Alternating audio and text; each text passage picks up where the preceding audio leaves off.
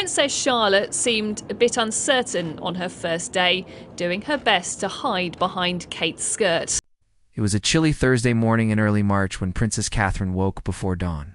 The palace was still quiet, with only a soft breeze brushing against the windows. She moved through the halls, making her way to the kitchen where she prepared a cup of tea. The day seemed peaceful, and she expected nothing more than the usual school drop-off, followed by meetings at the palace. By 6 o'clock, Catherine was already dressed. Her hair was styled neatly, her makeup soft and elegant. Outside, the sky was beginning to brighten, and the quiet hum of the palace signaled another ordinary royal day, or so she thought. Inside the children's rooms, the usual morning routine was already beginning. George, Charlotte, and Louis were getting ready for school. Each in their navy blue uniforms from Thomas's Battersea, the prestigious school they all attended. Catherine helped Louis with his jumper, checked George's lunchbox, and reviewed Charlotte's reading log. She gently tied Charlotte's hair with a blue ribbon, her usual calming touch helping Charlotte feel ready for the day. Prince William, sipping tea by the doorway, smiled at his family before they left. It felt like any other day. As they walked out to the car, Charlotte seemed quieter than usual. She held her mother's hand tightly and glanced around shyly. In the back seat of the car, she softly read her spelling words aloud while Catherine listened and gently corrected her. "Do you think Miss Hall will like my reading today?" Charlotte asked in a small voice. Catherine smiled warmly. "Of course, darling. You've practiced so well." Catherine always made sure her children felt confident, but she noticed Charlotte seemed nervous. They reached Thomas's Battersea just before 8. Catherine parked near the gate and held Charlotte's hand as they walked inside. Other parents were arriving too, greeting each other with polite smiles. In the classroom, Charlotte's teacher, Miss Hall, stood near the board arranging flashcards. She was a slim woman with shoulder-length brown hair and black-rimmed glasses. As Catherine and Charlotte entered, Catherine greeted her politely. "Good morning, Miss Hall." The teacher responded with a quick glance and a half-smile. "Morning, Princess Charlotte." "Morning, Your Royal Highness," she said without much warmth. Charlotte placed her bag in her cubby and stood quietly beside her mother.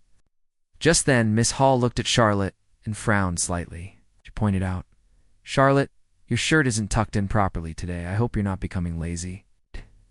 Then she turned to Catherine and added, "Perhaps you could ensure her uniform is correct before leaving home." The words stung. Catherine froze for a moment. Around them, other students and parents had started to glance their way. The comment felt out of place, sharp, and surprisingly public. Without saying much, Catherine bent down and softly fixed Charlotte's shirt. "It's all right, love," she whispered. "Stand tall."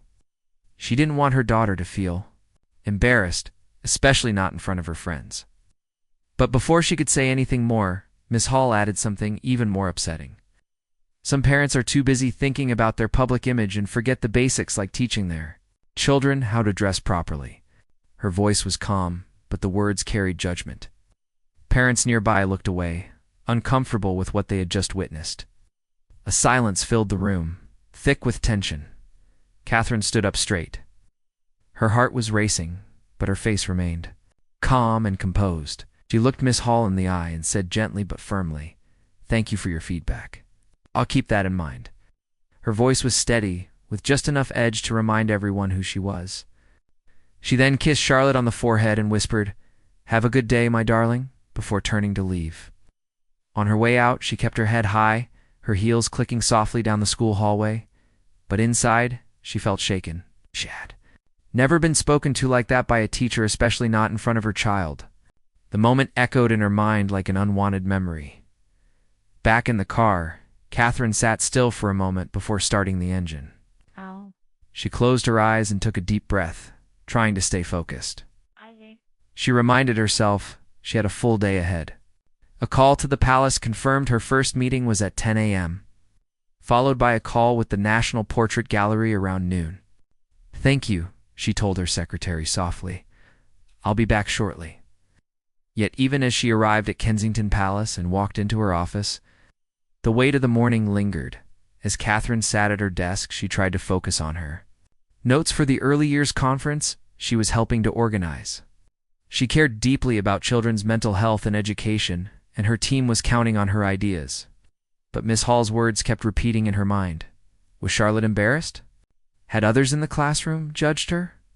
Catherine wanted to believe her daughter would brush it off, but part of her knew the moment might stay with her longer. Just after her first meeting, Catherine received a text from Charlotte's teaching assistant, Mrs. Peters. "Good morning, Your Royal Highness," the message read. "Just letting you know, Charlotte is doing fine today." She read aloud in class confidently. Catherine smiled at the message. It gave her a sense of relief. At least her daughter hadn't let that uncomfortable morning ruin her day.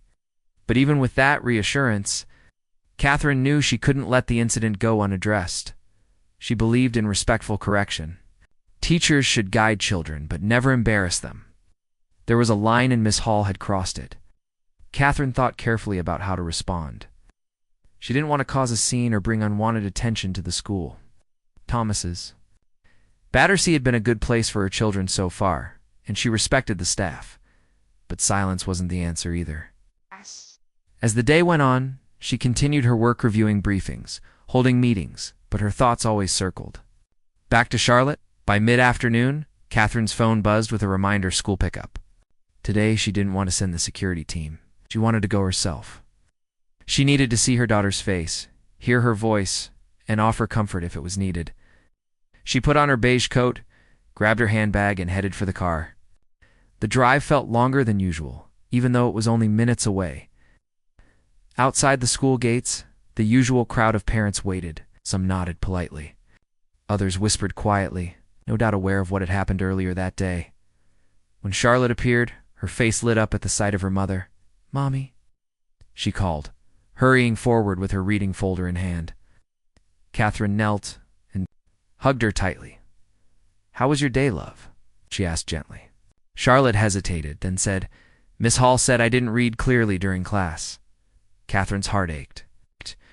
She could see the uncertainty in her daughter's eyes, but she kept her tone calm and kind. "You did your best, darling. That's what matters most. Some days are harder than others, and that's okay." As they walked to the car, Charlotte talked about her spelling quiz and the game of netball she played during break with her friend Olivia. Her voice grew lighter, and Catherine listened closely, glad to hear the joy returning. Once in the car, Catherine helped Charlotte with her seatbelt, then paused beside her before the driver pulled away. "Darling," she said softly, "about what Miss Hall said this morning, please know you did nothing wrong. You looked lovely and smart, just like always." Charlotte looked up at her mother. "Mommy, did I embarrass you?" she asked. Catherine's heart broke a little at the question. She reached over and took her daughter's hand. "Never," she said firmly. "You could never embarrass me. Sometimes adults say things they shouldn't. That's not your fault." Charlotte nodded slowly, seeming comforted. She looked out the window as they passed through the streets of London, heading home to Kensington Palace. By the time they arrived, the afternoon sun had started to dip. Inside, George and Louis had already changed into casual clothes and were outside in the gardens playing football with William. Charlotte quickly changed into jeans and a sweater and ran out to join them. Catherine stood at the window watching, her heart lighter now that she saw her children smiling and laughing together.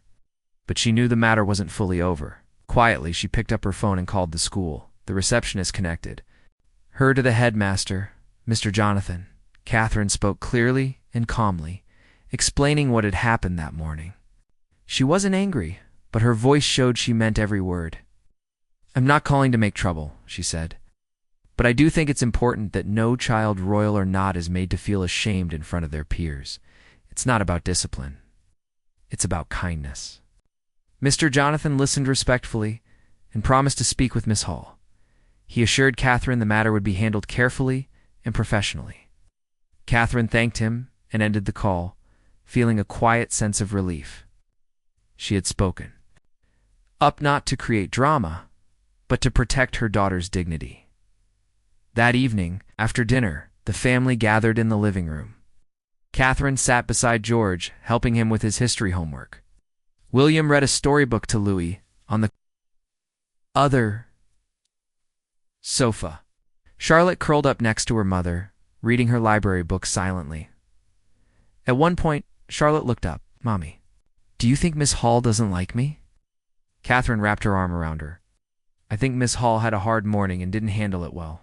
That doesn't mean she doesn't like you. But if she ever says something again that makes you feel small, promise me you'll tell me, okay?" Charlotte nodded and leaned into her mother's side. Later that night, Catherine shared the outcome of her call with William. "Mr. Jonathan was very kind," she said. "He promised to speak with her." William nodded. "I'm glad," he replied. "No one has the right to make our children feel less than they are." They sat quietly for a moment, the kind of silence that only comes after a long and emotional day. Catherine looked at her children, their cheeks pink from running in the cold, their voices rising with laughter. She knew that, above all else, being their mother was the most important role she would ever play. And in moments like this, her quiet strength spoke louder than words ever could. Princess Catherine has always believed in kindness, especially when it comes to her children.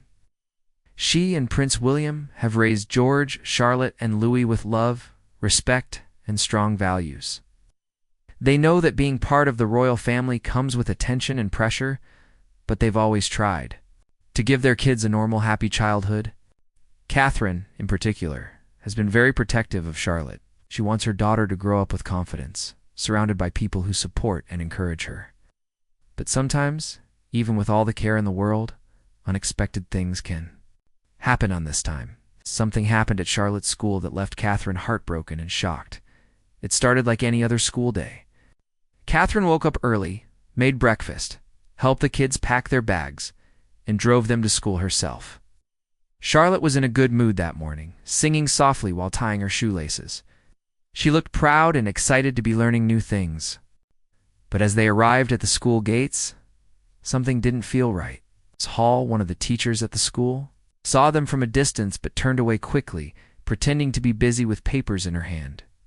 Catherine noticed this strange behavior, but didn't think too much of it at first. Another teacher, Miss Green, walked up with a smile. She greeted Charlotte and Louis warmly and gave Catherine a respectful nod. After a short chat, Miss Green stepped aside and made a quiet phone call to the headmaster's office. A few minutes later, Mr. Jonathan, the headmaster, came out to meet Catherine, looked serious but polite, and with a gentle voice, he apologized for what had happened. The day before, Catherine had not shared the details with anyone, but it turned out that Miss Hall had made a rude comment about Charlotte in front of her classmates. Mr. Jonathan promised that the matter would be handled, and Catherine believed him. She didn't want any drama or punishment, just fairness and kindness for her child. She hugged Charlotte, watched her walk into the school building, and drove back home. But as she sat behind the wheel, her thoughts kept returning to Miss Hall's behavior. Was it just a bad day for the teacher? Or was there something deeper going on? Catherine tried to be patient. She trusted the school would handle it. Following afternoon, as she arrived to pick up the children, things took a turn for the worse. Miss Hall was waiting near the school gate. This time, instead of being silent or polite, she looked directly at Catherine and Charlotte and said in a cold, harsh tone, "You might want to work more on Charlotte's class attitude. She seems distracted lately." Catherine was stunned. The words hit her hard, especially because Charlotte was standing right there, hearing every word. A moment of silence passed, and then Catherine calmly replied, "Excuse me? You don't speak to children like that. If something is going on in your life, please speak to someone, but do not take it out on them." Miss Hall was frozen, clearly caught off guard by Catherine's firm but gentle words. She didn't expect the Princess of Wales to respond so directly. Another parent, who had overheard the conversation, stepped forward and said, "I think you owe her an apology." But Miss Hall turned and walked away quickly without saying a word. A nearby teacher who had seen the whole thing immediately went to report it to the headmaster. The same afternoon, Mr. Jonathan called Miss Hall into his office. His tone was serious. "Miss Hall," he said, "I've received multiple reports about how you've been speaking to students and parents. This behavior is not acceptable. Is there something you'd like to share?" Miss Hall sat quietly for a moment, then took a deep breath. "I'm sorry," she said softly. Things have been really hard at home. I've been feeling a lot of pressure, and I didn't mean to let that affect my work. But I know I made a mistake." Her voice cracked slightly, and her eyes showed regret. Mr. Jonathan understood the challenges teachers often face, especially when dealing with personal struggles. His tone softened, and he gently suggested, "Maybe you need a few days off to rest and take care of yourself." Miss Hall nodded slowly. "Yes, I think that would be good for me." It was decided that she would take 2 days off. That afternoon, Mr. Jonathan called Catherine to inform her of what had happened. He apologized once again and assured her that the issue had been taken seriously. Catherine, who had been calm throughout the ordeal, paused and then asked, "Is she okay? She need help?" The headmaster explained what Miss Hall had shared. Catherine listened quietly. Despite being upset about how her daughter had been treated, she showed concern for the teacher's well-being. "If there's anything I can do, or if she wants to talk, I'd be happy to help," she said kindly. This was a true show of grace. She didn't want revenge. She wanted healing for everyone involved. Over the next few days, Catherine continued her usual routine. She dropped off and picked up the children each day, always with a smile and warm hugs. Charlotte seemed more relaxed, and the atmosphere at school felt lighter. The students were cheerful, and even the teachers seemed more at ease. By Monday morning, Miss Hall returned to work, looking calmer and more composed. That day, something very different happened. As Catherine and Charlotte arrived at the school gate, Miss Hall was standing by the entrance again. But this time, she stood tall and confident, her eyes kind. She stepped forward and greeted them both warmly. "Good morning, Princess Charlotte." "Good morning, Your Royal Highness," she said in a soft, respectful voice. Catherine returned the greeting politely. Miss Hall then knelt slightly to be at eye level with Charlotte. "Charlotte, I want to apologize for how I spoke to you last week. I shouldn't have said those things in front of your classmates. You looked lovely and your reading was excellent." Charlotte smiled shyly. "Thank you, Miss Hall." Then Miss Hall turned to Catherine. "Ma'am, I also want to apologize. To you, I wasn't myself, and I acted poorly. I'm truly sorry for my behavior." Catherine nodded gently. "Thank you. I appreciate your honesty." Then she paused and looked at Miss Hall kindly. "Do you need any kind of help?" There was a long pause. Miss Hall seemed unsure how to respond, but then quietly she nodded. "I think I do. I've just been overwhelmed lately." Hesitation, Catherine reached into her bag and handed her a small card. "This is my direct contact," she said. "Please don't hesitate to reach out." That moment marked a powerful change. Instead of walking away angry, Catherine chose to help, true to her word. She later connected Miss Hall with one of the organizations she and Prince William support, an initiative focused on mental health. The organization offered counseling, support groups, and tools for emotional well-being. Hall began attending weekly sessions, and over time, she started feeling better. Her behavior at school improved. She was more patient, more gentle, and more herself again. Later that same week, Miss Hall reached out to Catherine to say thank you. She explained how much the support had meant to her and how grateful she was for the kindness shown to her, even when she didn't deserve it. Catherine was touched. She didn't speak much about it in public, but those close to her knew she believed deeply in second chances and supporting people who are struggling. Meanwhile, at home, Catherine was preparing for her next charity visit to Birmingham. In her study, reading briefing papers, when Charlotte quietly walked in, she was holding a small folded note. "I made something for Miss Hall," she said shyly. The note was decorated with pink hearts and little flowers. It was a thank you letter to her teacher, saying how much she appreciated the help with her reading. Catherine smiled warmly, deeply moved by her daughter's kindness. She hugged her and said, "That's very thoughtful of you, sweetheart." Next morning, Charlotte woke up early. She carefully packed 6 homemade chocolate muffins into a small pink box and tied it with a shiny silver ribbon. She placed the thank you note on top and carried it gently in her hands, all the way to school. When they arrived at Thomas's battery school, Miss Hall was standing at the door again. This time, she was smiling brightly. When she saw Charlotte and Catherine walking toward her, she looked genuinely happy. Charlotte stepped forward and held out the little box. "This is for you and the class," she said with a sweet smile. Miss Hall looked surprised, then touched. She carefully took the box and held it close to her chest. "Thank you so much, Charlotte," she said. "That's very kind of you." Then she turned to Catherine. "Your daughter is truly a kind child." Catherine nodded gently, her eyes soft with pride. "Thank you," she said. "She learns by example." As Catherine walked back to her car that morning, she felt a deep sense of peace. The difficult situation had turned into something beautiful. Her daughter had stood strong. A struggling teacher had been given support instead of shame. And through it all, Catherine had led with grace, not anger. This story reminds us that sometimes, behind rude words or bad behavior, there's pain we cannot see. Choosing empathy over judgment can change someone's life, and in this case, it changed several. Do you think Princess Catherine did the right thing by showing kindness instead of reacting harshly? Let us know in the comments below.